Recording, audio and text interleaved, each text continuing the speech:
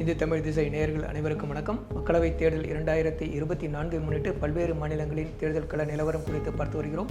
ஒவ்வொரு மாநிலத்திலும் இருக்கக்கூடிய பிரதான அரசியல் கட்சிகள் எவை என்பது குறித்தும், அந்த கட்சிகளுக்கு கடந்த கால தேர்தல்களின் போது கிடைத்த வாக்கு சதவிகிதம் குறித்தும், கடந்த கால தேர்தல் வெற்றிகள் மற்றும் தோல்விகள் குறித்தும், தற்போதைய கள நிலவரம் யாருக்கு சாதகமாக அல்லது பாதகமாக இருக்கிறது என்பது குறித்தும் புள்ளி விவரங்களின் அடிப்படையில் இந்த பகுதியில் பார்த்து வருகிறோம். அந்த வகையில் தற்போது ஹரியானா மாநிலத்தின் தேர்தல் கள நிலவரம் குறித்து தற்போது பார்க்க இருக்கிறோம். நாடு சுதந்திரமடைந்த போது பஞ்சாப் மாகாணத்தின் ஒரு அங்கமாக இருந்த ஹரியானா 1966 ஆண்டு நவம்பர் 1ஆம் தேதி தனி மாநிலமாக பிரிக்கப்பட்டது. ஹரியானாவில் 22 மாவட்டங்கள், 10 மக்களவை தொகுதிகள், 90 சட்டப்பேரவை தொகுதிகள் இருக்கின்றன. 2011 மக்கள் தொகை கணக்கெடுப்பின்படி ஹரியானாவில் 2,53,00,000 மக்கள் வசிக்கிறார்கள். ஹரியானாவின் பாலின விகிதத்தை எடுத்துக்கொண்டால் 1000 ஆண்களுக்கு 179 பெண்கள் மட்டுமே இருக்கிறார்கள். மாநிலத்தின் எழுத்தறிவு 76% இருக்கிறது. இதில் ஆண்களின் எழுத்தறிவு 85%, பெண்களின் எழுத்தறிவு 66% இருக்கிறது. ஹரியானாவில் 87.5% இந்துக்கள் வசிக்கிறார்கள், 7% முஸ்லிம்கள் இருக்கிறார்கள், 5% சீக்கியர்கள் இருக்கிறார்கள். ஹரியான்வி, பாக்ரி, மேவாதி ஆகிய உள்ளூர் மொழிகள் இருக்கின்றன. அதே நேரத்தில் இந்தி இணைப்பு மொழியாக இருக்கிறது. ஹரியானா தோற்றுவிக்கப்பட்டது முதல் காங்கிரஸ் கட்சியை அதிக காலம் இம்மாநிலத்தை ஆட்சி செய்திருக்கிறது. அதே நேரத்தில் இந்திய தேசிய லோக்தள் மற்றும் பாரதிய ஜனதா கட்சி ஆகியவையும் இந்த மாநிலத்தை ஆட்சி செய்திருக்கின்றன. பாஜகவை சேர்ந்த நயாப் சிங் சைனி மாநிலத்தின் முதல்வராக இருக்கிறார். ஹரியானாவில் 40க்கும் மேற்பட்ட அரசியல் கட்சிகள் இருந்தாலும் காங்கிரஸ், பாரதிய ஜனதா கட்சி, இந்திய தேசிய லோக்தள், ஜனநாயக் ஜனதா கட்சி ஆகிய 4 கட்சிகளே பிரதான அரசியல் சக்திகளாக இருக்கின்றன. ஹரியானாவின் தற்போதைய தேர்தல் கள நிலவரம் தொடர்பாக அறிந்து கொள்வதற்கு முன்பாக கடந்த கால சில தேர்தல் முடிவுகள் குறித்து தற்போது பார்க்கலாம். கடந்த 2014ஆம் ஆண்டு மக்களவைத் தேர்தலின் போது பாரதிய ஜனதா கட்சியும் ஹரியானா ஜன்ஹிட் காங்கிரஸ் கட்சியும் கூட்டணி அமைத்து போட்டியிட்டன. பாரதிய ஜனதா கட்சி 7 மக்களவை தொகுதிகளிலும், ஹரியானா ஜன்ஹிட் காங்கிரஸ் 3 மக்களவை தொகுதிகளிலும் போட்டியிட்டன. காங்கிரஸ் கட்சியும் இந்திய தேசிய லோக்தள் கட்சியும் தனித்து போட்டியிட்டன. 34.84% வாக்குகளை பெற்ற பாரதிய ஜனதா கட்சி போட்டியிட்ட 7 தொகுதிகளிலும் வெற்றி பெற்றது. 24.43% வாக்குகளை பெற்ற இந்திய தேசிய லோக்தள் கட்சி 2 தொகுதிகளில் வெற்றி பெற்றது. 23% வாக்குகளை பெற்ற காங்கிரஸ் கட்சி 1 தொகுதியில் வெற்றி பெற்றது. 2014ஆம் ஆண்டு நடைபெற்ற மக்களவைத் தேர்தலை அடுத்து அதே ஆண்டு அந்த மாநிலத்திற்கு சட்டப்பேரவை தேர்தல்கள் நடைபெற்றது.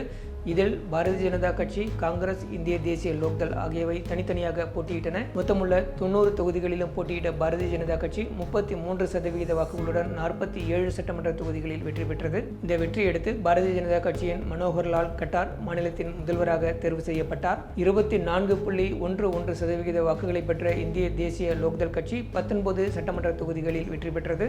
20.58% வாக்குகளை பெற்ற காங்கிரஸ் கட்சி 15 சட்டமன்ற தொகுதிகளில் வெற்றி பெற்றது.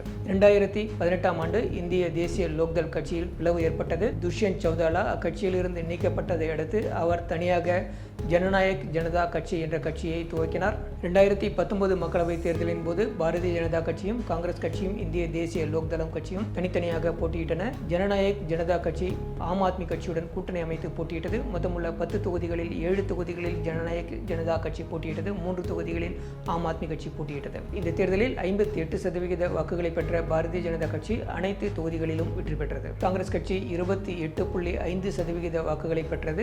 இந்திய தேசிய லோக்தள் கட்சி 2% வாக்குகளையும், ஜனநாயக் ஜனதா கட்சி 5% வாக்குகளையும் பெற்றன. ஆம் ஆத்மி கட்சி 0.36% வாக்குகளை பெற்றது. அடுத்ததாக 2019 சட்டப்பேரவை தேர்தல் முடிவுகள் குறித்து பார்க்கலாம். இந்த தேர்தலின் போது பாரதிய ஜனதா கட்சி, காங்கிரஸ், இந்திய தேசிய லோக்தள், ஜனநாயக் ஜனதா கட்சி ஆகியவை தனித்து போட்டியிட்டன. 90 தொகுதிகளில் போட்டியிட்ட பாரதிய ஜனதா கட்சி 36.49% வாக்குகளுடன் 40 சட்டப்பேரவை தொகுதிகளில் வெற்றி பெற்றது. 87 சட்டப்பேரவை தொகுதிகளில் போட்டியிட்ட ஜனநாயக் ஜனதா கட்சி 15% வாக்குகளுடன் 10 சட்டப்பேரவை தொகுதிகளில் வெற்றி பெற்றது. இதையடுத்து பாரதிய ஜனதா கட்சியும் ஜனநாயக் ஜனதா கட்சியும் கூட்டணி அமைத்து ஆட்சி அமைத்தன. மனோகர்லால் கட்டார் முதல்வராகவும், துஷ்யந்த் சௌதாலா துணை முதல்வராகவும் பதவியேற்றனர். இந்த தேர்தலில் 28% வாக்குகளை பெற்ற காங்கிரஸ் கட்சி 31 தொகுதிகளில் வெற்றி பெற்றது. 2.17% வாக்குகளை மட்டுமே பெற்ற இந்திய தேசிய லோக்தள் கட்சி 1 தொகுதியில் மட்டுமே வெற்றி பெற்றது. இந்த நிலையில் பாரதிய ஜனதா கட்சிக்கு அளித்து வந்த ஆதரவை திரும்பப் பெறுவதாக துஷ்யந்த் சௌதாலா அறிவித்ததை அடுத்து சுயேட்சைகளின் ஆதரவோடு பாரதிய ஜனதா கட்சி அம்மாநிலத்தை ஆட்சி செய்து வருகிறது. ஹரியானாவின் மொத்தமுள்ள 10 மக்களவை தொகுதிகளுக்கும் ஒரே கட்டமாக மே 25ஆம் தேதி தேர்தல் நடைபெறும் என்று இந்திய தேர்தல் ஆணையம் அறிவித்திருக்கிறது. இந்த தேர்தலில் பாரதிய ஜனதா கட்சி தனியாகவும், இந்திய தேசிய லோக்தள் தனியாகவும், ஜனநாயக் ஜனதா கட்சி தனியாகவும் போட்டியிடுகின்றன. காங்கிரஸ் கட்சி ஆம் ஆத்மியோடு போட்டியிடுகிறது. காங்கிரஸ் கட்சி 9 மக்களவைத் தொகுதிகளிலும், ஆம் ஆத்மி கட்சி 1 மக்களவைத் தொகுதிகளிலும் போட்டியிடுகின்றன. ஹரியானாவில் இதுவரை நடத்தப்பட்ட 8 கருத்து கணிப்புகளிலும் பாரதிய ஜனதா கட்சியே அதிக இடங்களில் வெற்றி பெறும் என்று தெரிவிக்கப்பட்டிருக்கிறது. இந்த கட்சி குறைந்தபட்சம் 6 மக்களவைத் தொகுதிகளிலும், அதிகபட்சம் 10 மக்களவைத் தொகுதிகளிலும் வெற்றி பெறும் என்று தெரிவிக்கப்பட்டிருக்கிறது.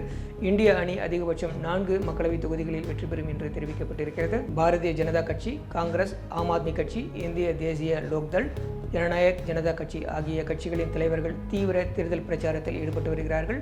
வெற்றி யாருக்கு எந்த அளவுக்கு வாய்க்கப் போகிறது என்பதை ஜூன் 4ஆம் தேதி நாம் அனைவருமே தெரிந்து கொள்ள முடியும். நன்றி, வணக்கம்.